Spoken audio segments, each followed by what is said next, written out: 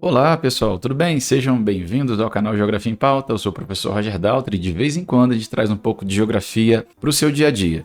E galera, eu queria aproveitar a oportunidade de tudo que está acontecendo no mundo, né? Nós estamos em um mundo agora vivendo um cotidiano de notícias de guerra, da geopolítica atual, para falar sobre alguns termos que voltaram à ativa. Muitos termos históricos aí com essa guerra na Ucrânia, voltar a ser falado no nosso dia a dia. Então vamos aproveitar essa oportunidade para relembrar esses termos, para ver o contexto e ver do que eles estão falando. Vamos lá então, galera. Primeiro termo que voltou com tudo aí, que a gente tem visto, é o termo polarização, já que Estados Unidos e a Rússia estão em lados opostos nesse conflito, então a polarização voltou com tudo, né? Embora o termo seja ainda empregado no conflito atual, é preciso ter um pouco de cautela na comparação entre as guerras que envolveram a Guerra Fria, que tinha um contexto de polarização entre duas grandes potências, e o que está acontecendo agora na Rússia, na Ucrânia, com a OTAN, o que está acontecendo no mundo nesse momento, tá, galera? Na Guerra Fria, a polarização era entre uma liderança socioeconômica capitalista, liderada pelos Estados Unidos, e do outro lado você tinha uma União Soviética, né, que era socialista e que tinha uma característica totalmente diferente. Havia uma busca pela hegemonia mundial. Atualmente, no contexto da guerra na Ucrânia, a oposição entre um e outro, na verdade, é de um Estado que quer presença maior, uma importância maior na geopolítica local, que é a Rússia, liderada ali pelo presidente Vladimir Putin, e uma democracia liberal mais clássica, liderada pelos Estados Unidos, com o presidente Joe Biden, e a gente tem uma característica diferente. Hoje em dia a Rússia é considerada também capitalista, só que um regime autocrata. Aquela política ideológica que foi base da Guerra Fria, de polarização entre capitalismo e socialismo, ela não existe mais, tá, galera?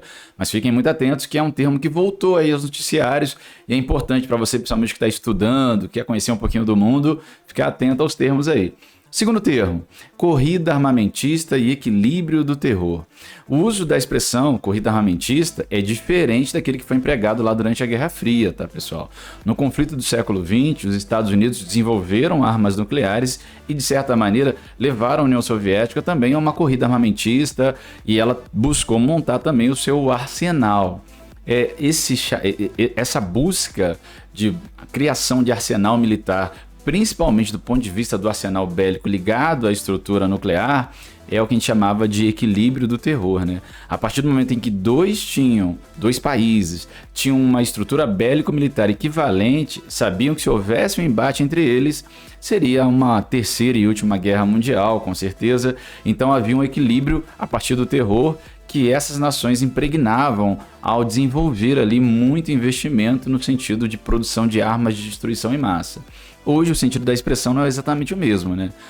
Como a própria OTAN, a Organização do Tratado do Atlântico Norte, ela não pode mais enviar tropas diretamente lá para a Ucrânia, ela tenta mandar algum tipo de estrutura militar, é mais uma transferência de estrutura armamentista, mas não existe necessariamente uma corrida para ver quem avança mais no desenvolvimento de tecnologias militares nesse contexto que a gente está falando da guerra na Ucrânia. É claro que a gente sabe que a nível de mundo está havendo aí algumas potências que estão novamente buscando criar armas cada vez mais potentes no sentido de destruição.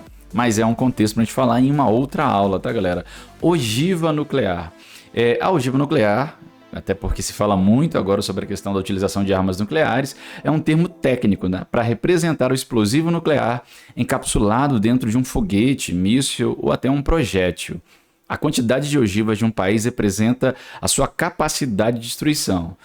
Tanto na Guerra Fria quanto agora na guerra na Ucrânia, fala-se nisso como forma de comparar o poderio nuclear de cada nação.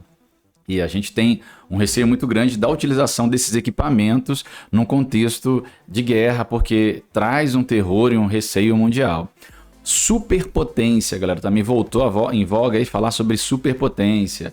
Era um termo muito comum na Guerra Fria e foi usado para representar tanto a União Soviética, que liderava lá, como eu falei anteriormente, o bloco socialista, como os Estados Unidos, que liderava ali o bloco capitalista. Hoje a Rússia é uma grande herdeira do espólio político-militar lá da União Soviética. Com isso ela também herda a expressão de superpotência. Claro, do ponto de vista militar, tá? É importante ressaltar que são poderes diferentes. Enquanto os Estados Unidos montaram uma estrutura militar em todos os continentes, os russos só conseguem interferir na região mais próxima ao país, né?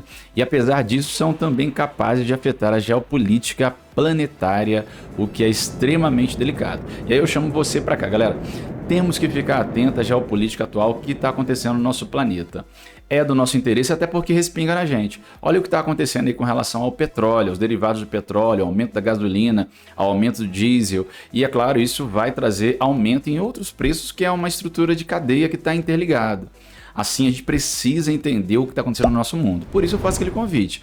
Vem para o Geografia em Pauta, se inscreve aí no canal, ative o sininho, que daqui a pouco a gente traz um pouco mais de informação geográfica para você. Aproveita para fazer um convite. O que você está achando dessa guerra? O que você acha? Você é favorável? Você se apaixonou por algumas das narrativas? Narrativa da União Soviética, da Rússia, né, que herdou o espólio da União Soviética, a narrativa da Ucrânia, dos Estados Unidos. O que você pensa sobre essa guerra? Deixa aí nos comentários, se inscreve no canal, que daqui a pouco a gente volta falando mais de geografia para o seu dia a dia. Obrigado, galera, e até a próxima. Eu fui!